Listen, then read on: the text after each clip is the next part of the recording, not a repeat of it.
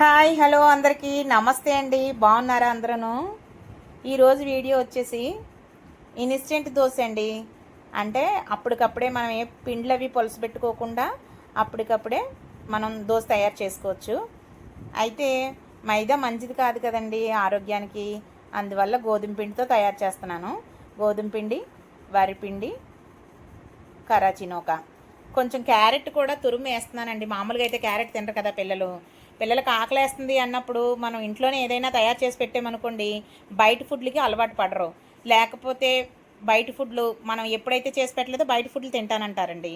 కాబట్టి మనం వెంటనే వాళ్ళకి కావాల్సినప్పుడు ఏదో ఒకటి మంచి మాటలు చెప్పి వాళ్ళకి ఇష్టమైన ఫుడ్ మనం తయారు చేసి పెట్టేయడమే సింపుల్లో చూసుకుని.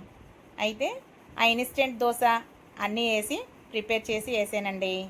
పిల్లలు చక్కగా నీట్గా తినేశారు. గోధుమ పిండితోటి, మైదా మంచిది కాదు కాబట్టి మనం గోధుమ పిండితోటే తయారు చేసి వేసుకోవచ్చు.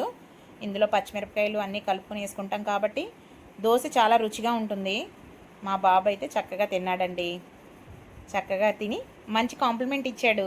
బాగుందమ్మా, చాలా టేస్ట్గా ఉందని అన్నాడు. మీరు కూడా మీ పిల్లలకి చేసి పెట్టండి. ఓకే అండి, బాయ్.